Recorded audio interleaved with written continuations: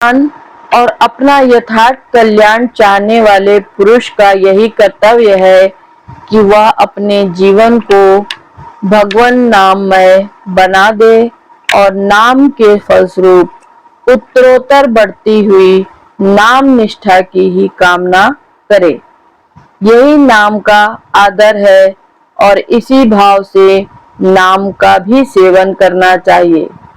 परंतु जब तक यह भाव जागृत न हो तब तक किसी भी भाव से किसी भी सत्कामना को लेकर नाम का आश्रय लेने में कोई आपत्ति नहीं है। नमस्ते, मैं शैलजा अपने चैनल पर आपका हार्दिक स्वागत करती हूँ।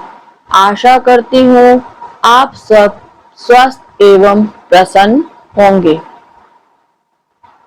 आज की कथा श्री त्रिपुरदास जी के संबंध में है। अगर आपको कथा अच्छी लगे तो कृपा कर अपना प्यार जरूर बरसाइएगा। और भगवान का संबंध बड़े ही प्रेम का होता है। आज हम श्री त्रिपुरदास जी की कथा का श्रवण करेंगे। भक्त श्री त्रिपुरदास जी गोसाई श्री विठलदास जी के कृपापात्र सत्र गृहस्थ संत थे। आप ब्रज मंडल के अंतर्गत शेरगढ़ के निवासी थे और आपका जन्म कायस्थ वंश में हुआ था। आपके पिता शेरगढ़ रियासत के यवन राजा के राजमंत्री थे। इतना सब होते हुए भी आपकी प्रवृत्ति विषय भोगों की ओर न होकर प्रभु की भक्ति की ओर ही थी। एक बार की बात है, श्री त्रिपुरदास जी पिताजी के साथ आगरा से आ रहे थे। मार्ग में श्री गोवर्धन जी में रुककर उन्होंने श्री श्रीनाथ जी का दर्शन किया। श्री ठाकुर का दर्शन करके आप ऐसे आनंद में मग्न हुए कि आपका मन वहीं रुकने का हो गया। पिताजी ने बहुत बार समझाया, परंतु आपने घर जाने से इनकार कर दिया। अंत में वे अकेले ही घर के लिए चल दिए और आप श्री ठाकुर जी की मधुर झांकी के दर्शन के लिए वहीं रुके रहे। परंतु दुर्भाग्यवश कुछ दुष्टों ने आपके पिताजी को रास्ते में ही मार डाला। यद्यपि यह अत्यंत दुखद समाचार था, आपको हार्दिक कष्ट भी हुआ, परंतु आपने इसमें भी भगवान का मंगलमय विधान ही माना। अब आप गृह परिवार आदि के बंधनों से मुक्त होकर केवल श्रीनाथ जी का दर्शन करते और उसी में ही आनंद मग्न रहते। एक दिन की बात है, जब आप प्रेममयी दशा में आनंद मग्न थे तो गोसाई श्री विठलनाथ जी महाराज की आप पर दृष्टि पड़ी। आपको अधिकारी जीव जानकर उन्होंने परिचय पूछा।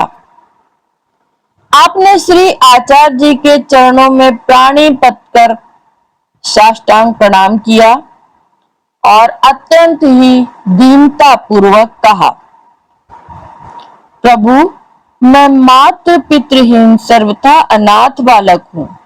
आपकी चरण शरण में आप मुझे लेकर मुझे सनाथ करें। आचार्य श्री आपकी प्रभु भक्ति और आपकी विनम्रता देखकर बहुत प्रसन्न हुए और आपको विधि पूर्वक दीक्षा देकर ब्रह्म संबंध की प्रतिष्ठा की। कुछ दिन तक आप श्री श्रीनाथ जी की सेवा में श्री गोवर्धन जी में रहे। तत्पश्चात श्री गोसाई जी की आज्ञा मानकर आप पुनः घर आ गए और भक्तिमय जीवन व्यतीत करते रहे। घर में ही निवास करने लगे। यवनराज को जब आपके गृह आगमन की जानकारी हुई तो कुछ कृतज्ञतावश और कुछ आपकी योग्यता से प्रभावित होकर उसने आपको बुलाकर राजमंत्री बना दिया।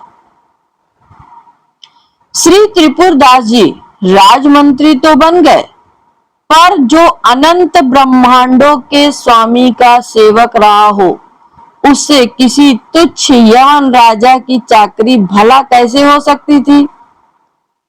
फिर प्रभु भी भला अपने सेवक को किसी अन्य की सेवा में कैसे देख सकते थे?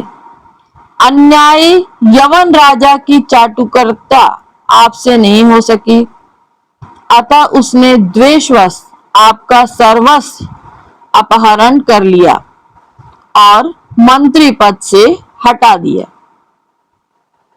इस प्रकार आपको लौकिक बंधनों से भी मुक्ति मिल गई। आपकी श्री आचार्य महाप्रभु तथा श्री श्रीनाथ जी के चरणामृत प्रसाद में बड़ी ही निष्ठा थी। बिना चरणामृत प्रसाद लिए आप अन्न जल कुछ भी ग्रहण नहीं करते थे। संयोग की बात, एक दिन जब आप भोजन करने गए तो रसोइये ने कहा, आज चरणामृत प्रसाद एकदम समाप्त हो गया है। यह सुनते ही आप यह कहते हुए वापस चले गए कि बिना चरणामृत प्रसाद ग्रहण किए मैं तो अन्न जल ग्रहण नहीं करूंगा। तुम लोग श्री ठाकुर जी का भोग लगाकर प्रसाद पा लेना। भक्त भूखा रहे तो भगवान को भला भोग कैसे प्रिय लग सकता है? श्री त्रिपुरदास जी की नियम निष्ठा चरणामृत प्रसाद के प्रति प्रेम देखकर भगवान स्वयं एक 10 वर्ष के बालक बन गए और 3 थैलियां लेकर रसोइये के पास आए और बोले, भंडारी जी ये 3 थैलियां हैं, श्री त्रिपुरदास जी ने भिजवाई हैं। इनमें एक में श्री श्रीनाथ जी का महाप्रसाद, दूसरी में उनका चरणामृत प्रसाद और तीसरी थैली में आचार्य श्री का चरणामृत प्रसाद है। रसोइये ने थैलियां तो ले ली और बाल रूप भगवान चलते बने।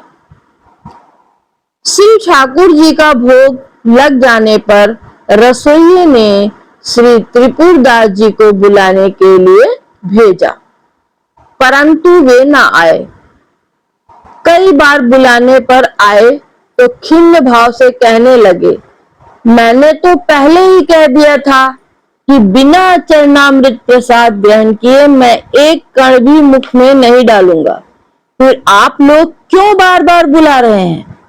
यह सुनकर आश्चर्यचकित होते हुए रसोइये ने कहा, आप ही ने तो एक बालक के हाथ 3 थैलियों में चरणामृत प्रसाद और महाप्रसाद भेजा था, फिर ऐसी बात क्यों कह रहे हैं? अब आश्चर्यचकित होने की बारी त्रिपुरदास जी की थी। उन्होंने कहा, मैंने तो किसी से चरणामृत प्रसाद नहीं भेजा, कौन लाया?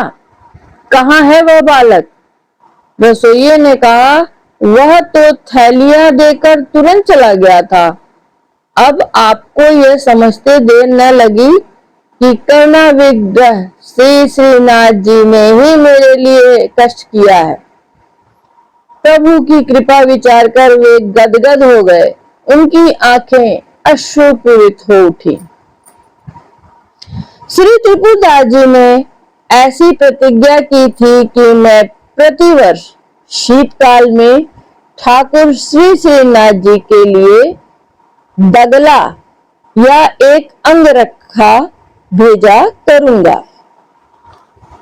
ये अत्यंत ही बहुमूल्य वस्त्र का दगला सिलवाते थे, फिर उसमें सुनहले गोटे लगवाते थे और फिर उसे बड़े प्रेम से भेजते थे। यही कारण है कि इनका भेजा हुआ दगला ठाकुर श्रीनाथ जी को अत्यंत प्रिय लगता था और गोसाई श्री विठलनाथ जी भी उसे बड़े प्रेम से श्री ठाकुर जी को धारण करवाते थे। कुछ कालोपरांत इनको ऐसा समय आया कि राजा ने इनका सर्वस्व अपहरण कर लिया। ये एक एक आने और एक एक दाने को मोहताज हो गए। इसी बीच शरद ऋतु आ गई। तब इन्हें श्री ठाकुर जी के लिए बगला भेजने की याद आई, परंतु धन का सर्वथा अभाव होने से श्री ठाकुर जी की सेवा से वंचित होने तथा प्रतिज्ञा भंग होने के दुख से इनकी आंखों में आंसू छलछला आए। एकाएक पीतल की एक दावत इनकी नजर में आई। फिर तो मानो डूबते को तिनके का सहारा मिल गया।